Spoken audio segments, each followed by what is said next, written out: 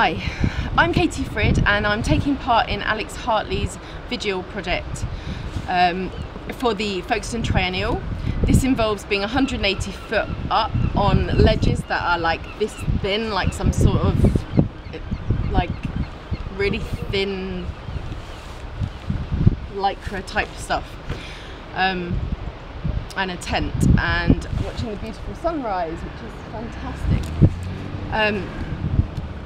As part of this project, because it was, Alex Hartley mentioned about it being reminiscent of protests in the 80s, and also there's been more recent protests where people have been climbing up high to get the press coverage, to get known. Wow, those lorries are loud. So I wanted to, as part of this project, I wanted to protest about something. I was hoping that being 180 foot up might encourage people to spread this video. Maybe the beautiful sunrise will encourage people to spread this video. So what I'd like to talk about actually is of interest to everybody who pays tax in this country, and other countries as well, because this is it's something that could be solved with money being put into different directions, really. The children I want to talk about, they get failed by the lack of money in mental health services, and that gets redirected, that then has an impact. Basically it's costing people more money because these kids refuse school, they come out of school without an education. Also a lot of the kids get depression, and that can cost money in services later on in adulthood. I think a lot of how these children are dealt with in childhood can impact on their adulthood, and there's a lot of more time with them being adults than there are children. I've been to try and highlight these children, and there are adults obviously as well, the children grow up. I'm trying to help highlight the issue, and I've been working on some drawings recently to help with a few things, really, to reflect a type of developmental disorder called pathological demand avoidance. It's been known about since the 1980s, when Elizabeth Newson wrote about it as a profile of behaviours. So it's been known about for ages, but it's just kind of not really been accepted by all the clinicians in this country. You need to know about this disorder because it's going undiagnosed, and worse, parents are being told that it's connected to their upbringing. It's widely becoming accepted that pathological demand avoidance is part of the autistic spectrum, with many parents recognising unusual traits in their children that are very similar to children with autism. But they have a massively frustrating time getting a diagnosis because often these kids don't fit the classic criteria, the classic stereotypes of what a child with autism behaves like. Many will pass the screening tests and the ADOS, which is the standard diagnostic tool. Many of these children who will get picked up if they've got classic autism do not get picked up with these tests. So, I think what's happening on a lot of these ADOS tests and screening tests is the child, well, not so much the screening test, but the ADOS test, a child can hide their behaviours, they have some sort of surface sociability, and with the screening tests, I mean, I think it's showing that their intelligence can overcome some of the things that might show up in the screening test, and perhaps there should be further screening tests for these children, they might have better reading of faces. They seem like they have empathy, but there's something wrong with the empathy, but they can fake it for other people. So yeah, a lot of these children are refusing school. They can't go through the normal school system. I think I'm blocking the sunrise again.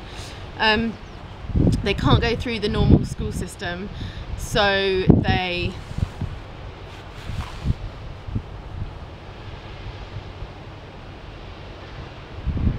there are people, I'm just waving to some people, they probably wonder what I'm doing.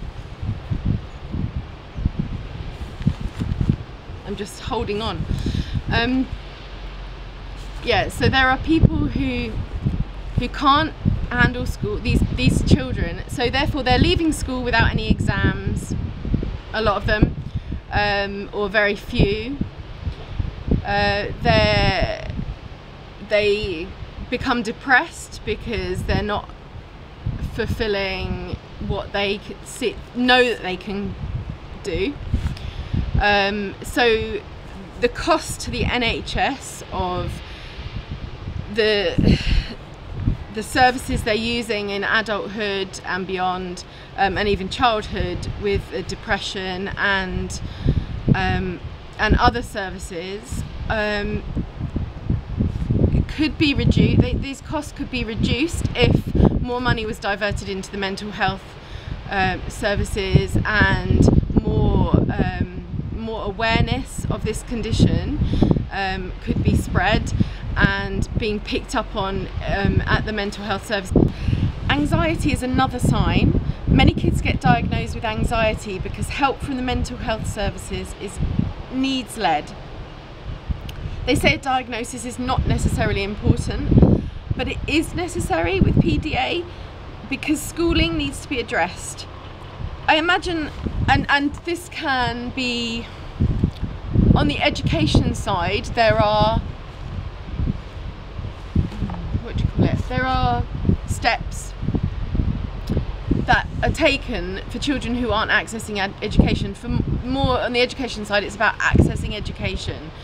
And a lot of these children who are quite intelligent, they can still access education, but it's at a level lower to what they feel they could achieve. So a lot of these kids who are have high IQs are getting average scores, and so they're ticking the boxes as far as the education department's concerned, so they don't get any extra help.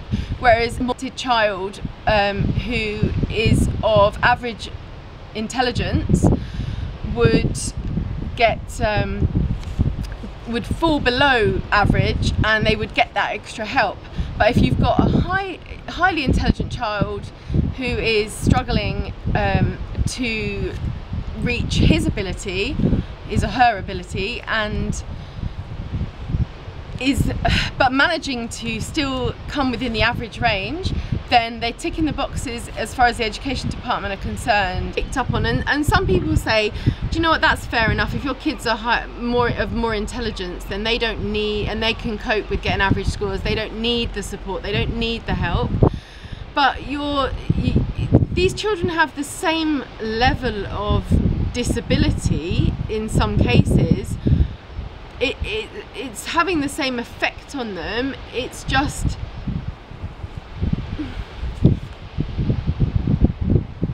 and some people say, oh well, they don't need the help, but actually the impact of knowing they're aware that they're not achieving as high as other people that they know are the similar or lower intelligence to them, you know, it can really cause suffering and low self-esteem and huge things like that. So and when you get low self-esteem, you get frustrated. If you get frustrated, you can get angry and violent and things like that. So so we need more awareness in the mental health services. So the education side are not picking up these children. So so you've got the mental health services who are not picking up these children, you've got the education department who are not picking up these children, and the system with the education department means kids can be refusing school and out of education completely because of, for one reason or another. You're having kids who are not going to school for years, and because of this, and that needs to be sorted out. Although they say it's needs-led, so the mental health team will say, well, education's not our thing, so we're not going to deal with it. But if they get their diagnosis for the children, it speeds up the process of getting a specialist educational place. So it is kind of vital. I don't know why they're missing this. So that's something that needs to be looked at.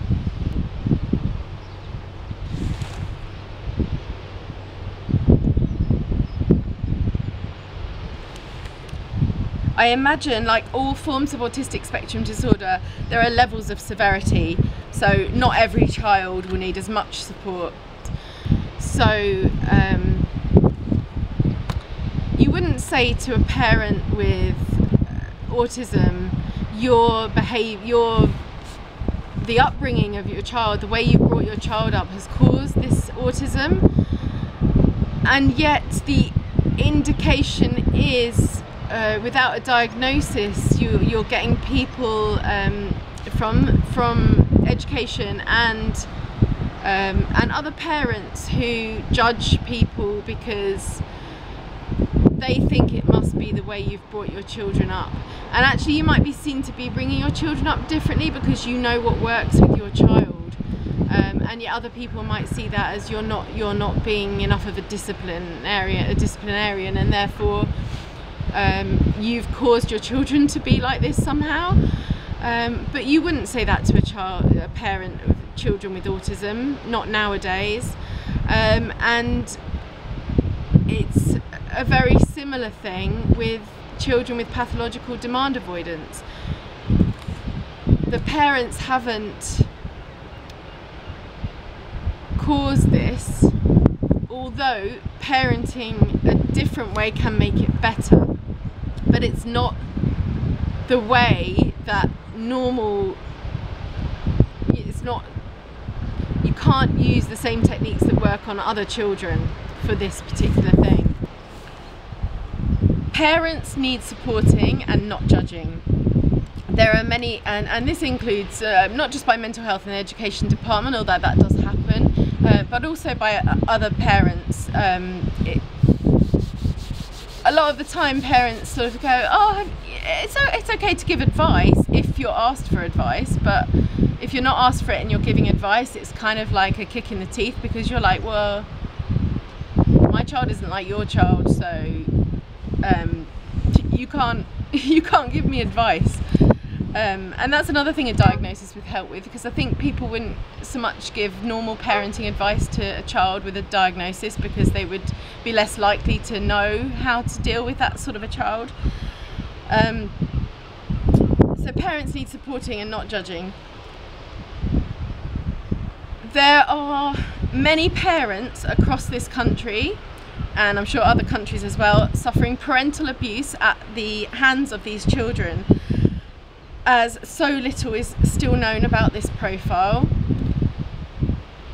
It's very hard because normal parenting techniques don't work on these children, and there hasn't been a specific plan of how to help parents to parent these children, and so parents are having to turn to one another for support, and getting information off each other as to what works best to stop the abuse in the home. And it's obviously splitting up marriages as well. So they can be sociable. It's quite likely that they will try and seek out friends, but it might be that these friendships can still be difficult due to problems communicating. So that doesn't mean, oh, there's some people going to work. So communicating, I initially thought that meant like language, and there's not really much wrong with, sometimes there can be a bit of a delay in language, but a lot of the time their language is good. So it's not so much the words, it's more little subtleties in communicating, which a lot of people maybe take for granted. So things like being pedantic or literal, or sarcasm, failing to understand sarcasm.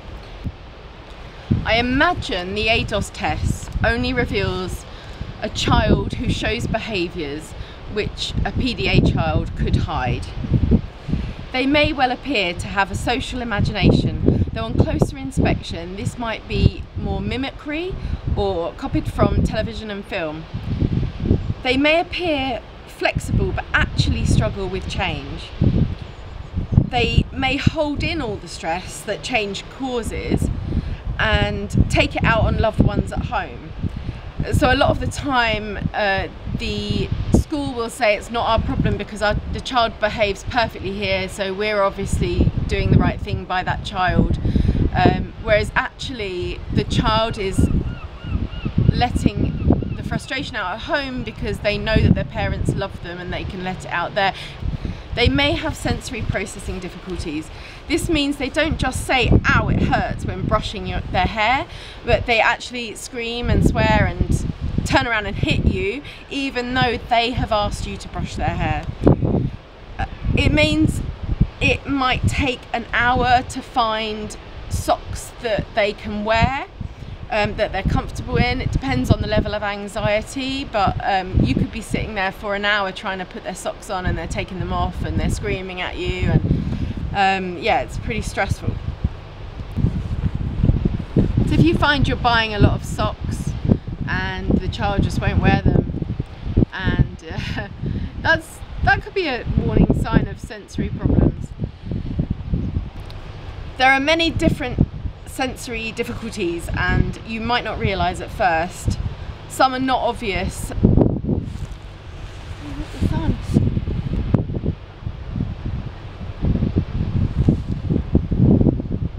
I hope you've got the sun on there. Your children may turn into monsters, but it takes a while to figure out the cause. Almost like they also can't vocalise their emotions and their problems, so they get angry rather than being able to, and you need to dig away at what the problem is, which is probably something any parent should do, but a lot of parents would just tell a child off, and that would make a child with pathological demand avoidance much worse. You actually need to find out what the root of the problem is and then solve that problem. See, these ropes, they stop me from falling, but I've still got to hold on, because if I fall off then I'm still going to dangle over the edge, and then the straps will cut into my legs, etc.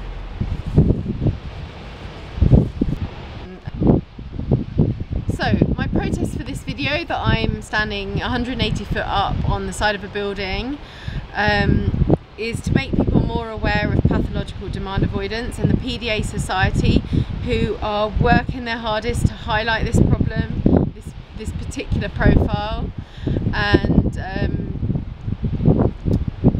they need donations to get the money to spread the word to clinicians, and to get so that the clinicians can get educated in how to diagnose this, and also why it's important to diagnose it and not to just say, well, it needs lead and we don't see why this is a specific problem. I want this particular profile to become as well known as Asperger's or Asperger's, depending on how you like to pronounce it. If it could be as well known as that profile, there'd be a hell of a lot more understanding for these parents. So I'm working on some pictures, some art, as I'm an artist. I'm drawing some pictures, and I've got a website, well actually I've got a Facebook page for these pictures, which is, it will be facebook.com/PDA art. And if you go there and like the page, I'll be updating it with images. This is to help the general public to realise what it's like to live with PDA, to get support for these children. Everybody says that children with autistic spectrum disorders, if they get picked up on at a young age and they get the right support and the right help, they will do better in their lives, and there'll be less of a burden on society financially. And these children, a lot of these children with pathological demand avoidance, they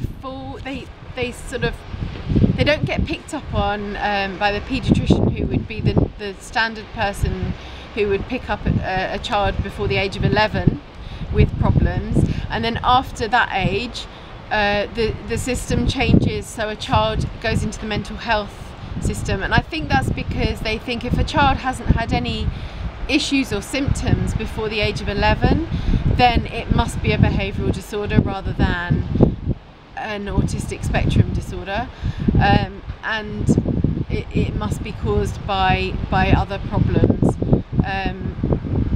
when in fact a lot of these children with pathological demand avoidance, they might have good parents who can alter their parenting and support their children when they're younger. They cope, they find coping mechanisms. They can maybe cope with the level of need up to a certain age, around 8. Around 8 children these children tend to start to get worse, but they might not be bad enough to be picked up on.